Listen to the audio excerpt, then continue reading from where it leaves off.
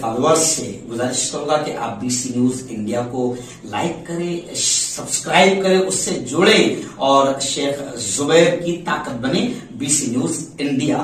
ये जळगाव जो शहर है और ये जो एरिया है खानदेश, ये साने गुरुजी के नाम से प्रसिद्ध है। स्वातंत्र सैनिक साने गुरुजी, गांधी जी के सहकारी साने गुरुजी, और इस व्यक्ति ने स्वतंत्र भारत होने के बाद में आत्महत्या करनी पड़ी। मुझे मालूम नहीं कि क्यों उन्होंने आत्महत्या की, पर एक इसी एरिया के उन्हीं के संबंध में रहने वाले एक व्यक्ति ने मुझे बताया कि जब स्वतंत्र भारत में नीतियां तय हो रही थी, उस समय उनको ऐसा लगा कि गांव की उपेक्षा हो रही है, फिर से अंग्रेजों की ही नीति चलाई जा रही है, और उस निराशा में जाकर उन्होंने आत्महत्या की है। कितना दुर्भाग्य है। सबको सलाम अलैकुम, जिंदाबाद। देखिए, मोदी की जीत क्या है? मोदी की जीत ये है कि जिस विषय पर मुझे इन्होंने बुलाया, उस विषय की और हमारी लड़ाई जो है, उन्होंने इंडिजिनस पीपल मतलब उन आदिवासियों को खुद को कहना था कि हम आदिवासी मूल निवासी हैं। उनकी लड़ाई थी कि इस देश में हमें इंडिजिनस पीपल कहा जाए। अपना जो संविधान लिखा गया उसमें उनको अनुसूचित जमाती लिखा गया।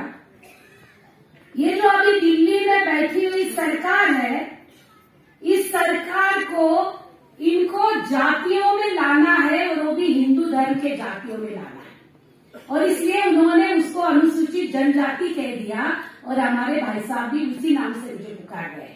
इसलिए मैंने कहा कि मोदी की जीत हो गई कि आप दुनिया में पैदा हुआ विरोध करने के लिए, क्योंकि अब जो बहाव दुनिया बह रही है, अगर मैं भी उसके साथ चला तो फिर मैं क्या काम का।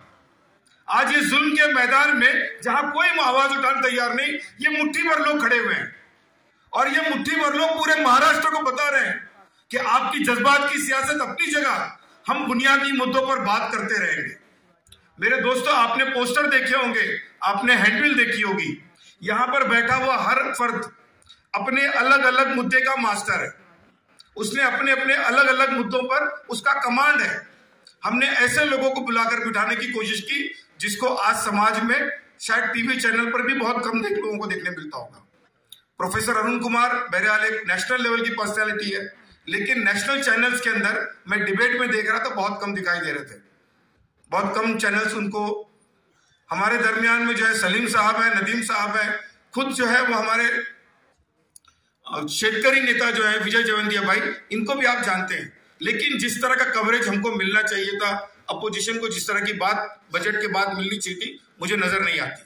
मेरी समझ ये है कि ये प्रोग्राम बेसिकली उस धारा को बांधने की कोशिश है, और हम सबको ये हिम्मत दिलाने की कोशिश है कि सच्चे मुद्दों पर बात करने के लिए भी कुछ लोग जमा हुए हैं।